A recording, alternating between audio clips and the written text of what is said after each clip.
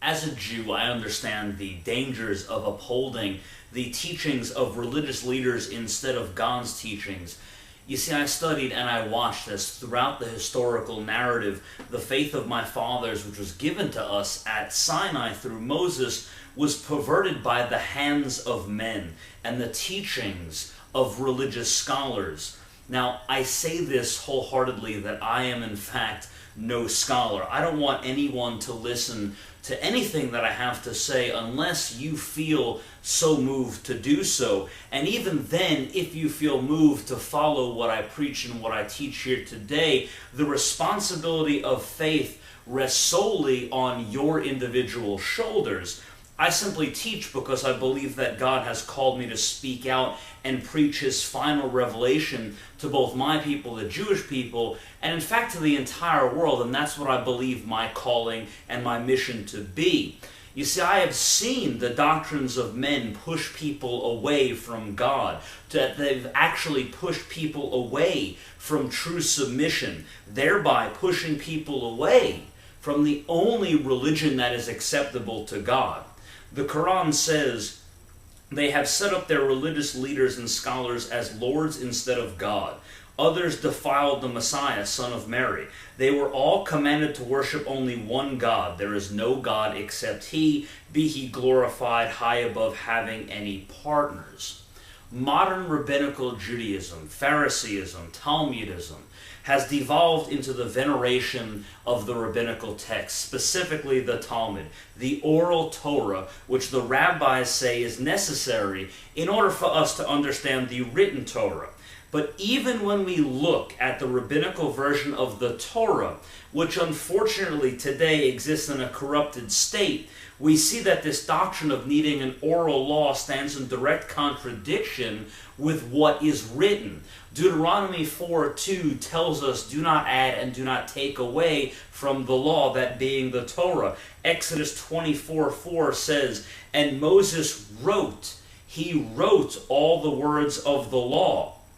Deuteronomy 31:10, if thou shalt hearken unto the voice of the Lord thy God to keep His commandments and His statutes, which are all written in this book of the law.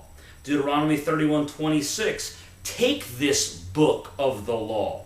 Deuteronomy 31:11, when all Israel is come to appear before thy Lord thy God in the place where He shall choose, thou shalt read this law before all Israel in their hearing. So they can hear it. We learn from Deuteronomy 31 that it was also read aloud to children, meaning that the law in its original unadulterated form was simple enough for even a child to understand, and that there was no need for an oral law or organized religious scholars to interpret and explain the meaning of God's law to us. Now, Judaism not only has this blasphemy of the veneration of rabbinical texts, but even the veneration of rabbis themselves. The seventh Lubavitcher Rebbe, who ran the Chabad sect of Judaism, was proclaimed by many, and even at one time by myself, to in fact be the Jewish Messiah.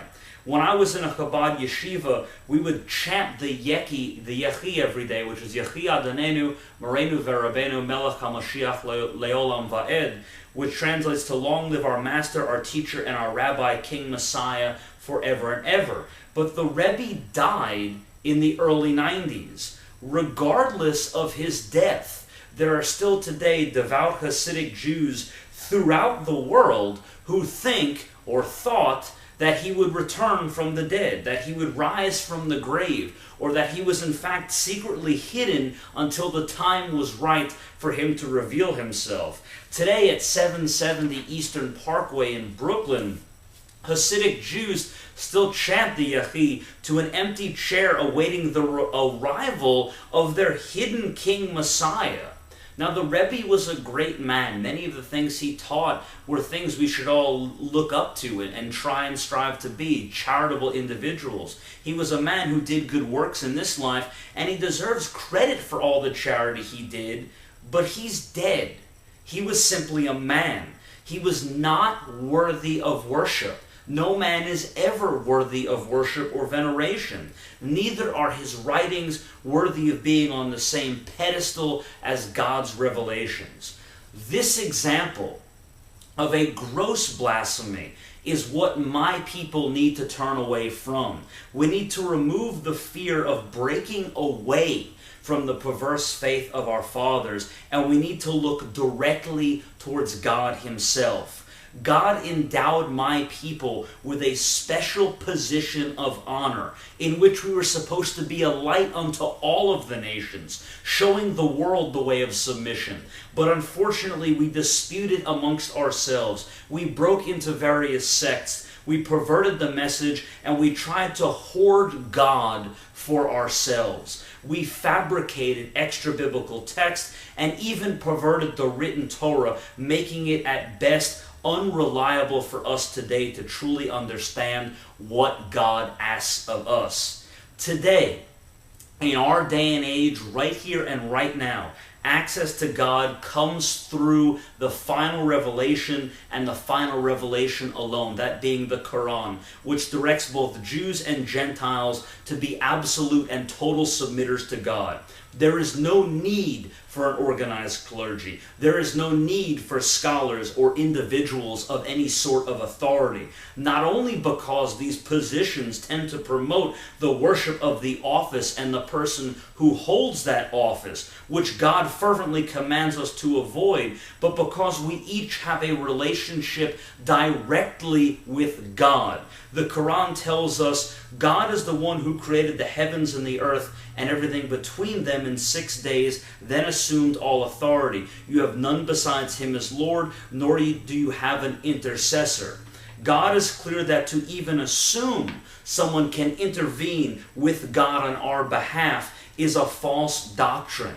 We must each come and submit ourselves to God directly, wholeheartedly submit to his authority and to his kingship. The only organization we as submitters need are places, organizations where the worship of God goes on both day and night, and people who are there seek him and him alone. Places whose doors are open to all people who seek God and want to understand submission without authoritative clergy, professional religious leaders, or any sort of that ilk who demand adherence to them in order to reach out and experience the divine, to have a relationship with God. God commands that there is an absolute, total freedom of religion. And as a follower of God, as a submitter to God, all I can do on my platform is to preach submission based on the Quran alone. That there is one message, one religion, and most importantly, one God. We did not send any messenger before you except with the inspiration, there is no God except me, you shall worship me alone. God bless.